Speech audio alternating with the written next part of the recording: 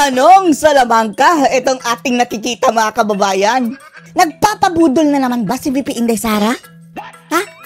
Ito na ba yung sinasabi na pag ang Marcos ang nagipit sa Duterte kumakapit? Bakit mayroong mga litratong ganito mga kababayan na ipinost pa ng page ni Daryl Yap na Vincentiments mga kababayan na abangan doon natin sa Lunes ha? Video! Na ito si VP Inday Sara Duterte tila ini-endorso ang mangga nyo na si Amy. Oh, production nila yan mga kababayan sa kanilang studio. Ano kaya ang ibig sabihin nito mga kababayan? Ano sa tingin nyo? Budol 2.0? O baka naman mga kababayan, dumaganti si VP Sara Duterte sa pambubudol ni Amy. Dahil mga kababayan kung dati-rate ang mga Duterte ang nasa kapangyarihan, ngayon mga kababayan, alam naman natin ang Marcos ang nasa kapangyarihan. Although nakikinabang din dito si Amy. Baka ang strategy dito ni VP Sara Duterte ginamit mo ako dati manggahin din kita ngayon. Gayon pa man. Ngayon pa lang, hihingi na kami ng tawad sa iyo, VP Sara Duterte. Dahil sasabihin namin sa iyo, VP, na hindi kami boboto dyan kay Mangga. Hindi sapat yung Senate hearing niya mga kababayan para makuha ang aming mga boto.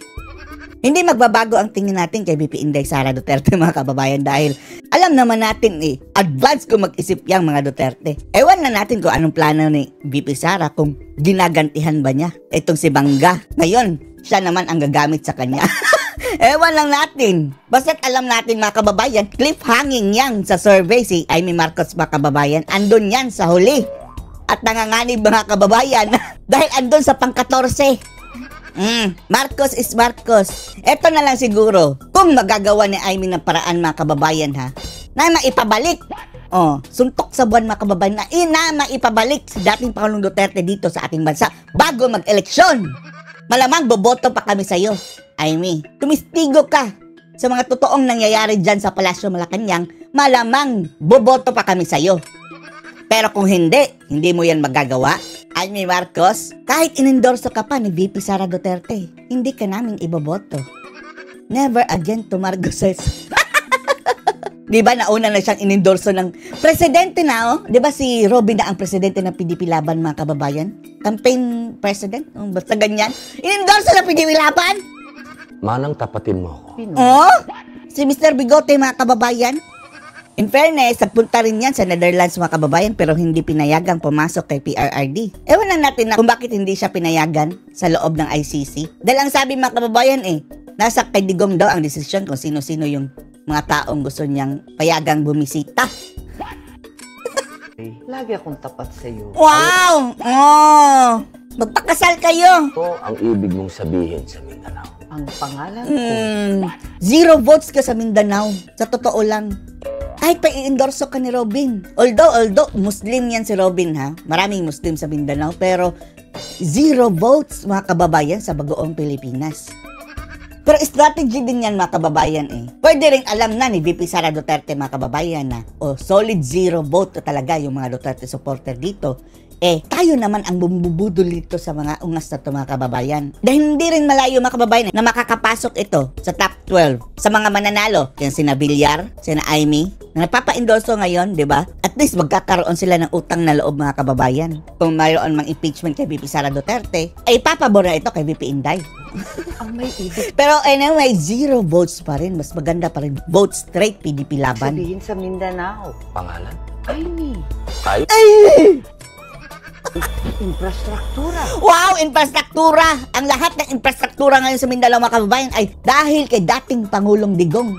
Anong bagong infrastruktura ni Bangag?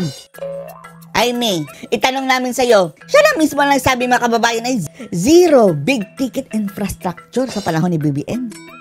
Anong infrastruktura? Organisasyon. Hmm? Elektrisidad. Ekonomiya. Budol! Magaling ng budol ito mga Marcos mga kababayan. Tapatan. Tapatan. Tapat na kaibigan. Tapat sa bayan.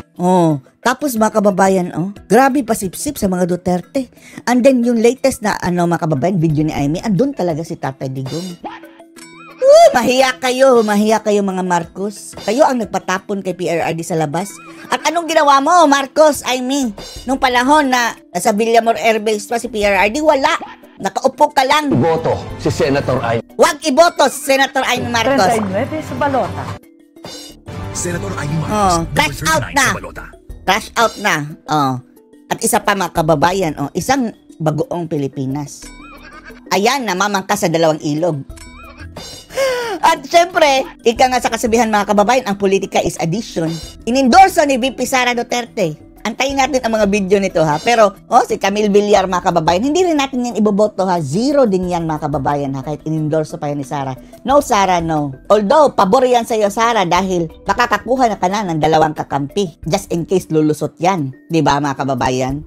Hayaan na natin si Sara, pero hindi namin siya iboboto. Mas mabuti pa rin matalo yan at malagay natin yung PDP laban. Paek-ek lang.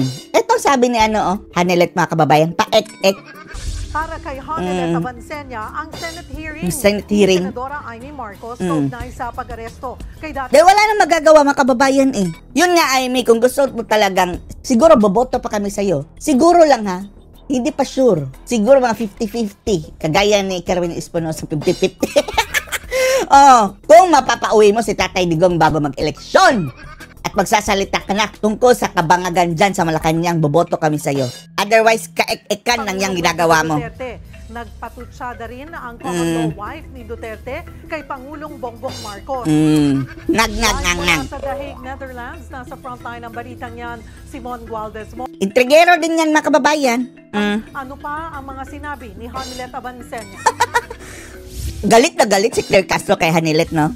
Cheryl, mixed emotions. Itong sina Hanelet Abansenya, ang common law wife ni dating Pangulong Rodrigo Duterte. Common law wife. Niyang si Veronica Kitty Duterte. O dyan na nag-birthday si Kitty mga kababayan, Dito nga sa ICC Detention Center para nga kay former PRRD. Dahil bukod nga sa birthday kahapon ni Kitty at marami talaga mga Pilipino nagpupunta na mga taga-suporta nila dito sa labas ng ICC Detention Center. Ngayon na yung eksaktong 1 buwan mula ng aresto 1 month. sa The Hague ang dating Pangulo. Ngumuwi ang reporter mga kababayan, Ayan, nag-birthday na si Kitty dyan mga kababayan. Sa labas ng ICC Detention Center, sina Hanelet Abansenya at anak niyang si Kitty Duterte. Samot-saring pagkain ang inihanda nila bilang pa-birthday kay Kitty. May cake pa. Naging emosyonal si Hanelet ng pangunahan ng panalangin para kina Kitty, dating Pangulong Rodrigo Duterte at sa mga Uy, salamat sa inyong mga kababayan natin dyan sa Netherlands ha. Sa walang sawang suporta mga kababayan. supporter. Dagdag pa ni Hanelet, hindi na siya umaasa mabibigyan ng hustisya. Ang sinapit ng dating Pangulo sa ginagawang investigasyon ng Senado na pinangungunahan ni Senadora Amy Marcos. Hindi na kami umaasa. Kaya, Amy, hindi ka pa rin namin iboboto hanggat hindi nakakauwi si dating Pangulong Digong. Pagsikapan mo. Pwede rin kung hindi mapauwi, ikanta mo lahat yung nalalaman mo tungkol dyan sa ading mo. Mag-file ka ng impeachment laban sa kanya kahit hindi yan uusad. At ilabas mo ang iyong mga ebidensya. Pagsalita ka tungkol kay Admiral. Pero ma'am, umaasa ba kayong magkakaroon pa ng justice po ang dating Pangulo? Yes. Yung sa investigation sa Senate? O... Sa Senate, ano na lang yun? Paek-ek na lang yun. Paek-ek! Maniwala ni Amy Marcos, ma'am. Wag maniwala kay Amy Marcos. Maniwala sa kanya. Bakit po? Hanelet na mismo mga kababayan. Wag maniwala kay Amy Marcos. Siya na, ano ba talaga nangyari? Hindi ba niya nakita ano nangyari? Oo nga no, for what ng Senate hearing na yun mga kababayan? Alam na ng lahat na kung anong nangyari. Pero si Sara, hayaan natin siya mga kababayan. Dahil pabor sa kanya yan Kahit pa hindi natin iboto, just in case makalusot yung dalawa. At least may dalawa na siyang kakampi galing sa bagoong Pilipinas. Hindi ba yan ma-offense si Ngag-Ngag? Si Villar mga kababayan nilibre niya sa bagoong Pilipinas kampanya na kinabang. Tapos andun kay BP Sara. Pero may gusto raw ipasilip sa Senado ang Duterte camp. Saktong 1 buwan matapos dalhin si dating Pangulong Duterte dito sa The Hague, ipinasasilip sa Senado ng kanyang kampo kung paanong nakabiyaya mga pulis sumama sa kanya nang walang mga travel documents. Wow, walang mga travel documents. Nagpahaging din si Hanelet laban sa kasalukuyang administrasyon kaugnay sa mga nangyayaring krimen sa bansa gaya ng kidnapping. Eto na mga kababayan yung kinongrat si BBM. Galit na galit si Clary Ring. So anong masasabi niyo dito mga kababayan na kapag ang mangga, ang Marcos ang nagipit sa Duterte kumakapit? Post your comments below.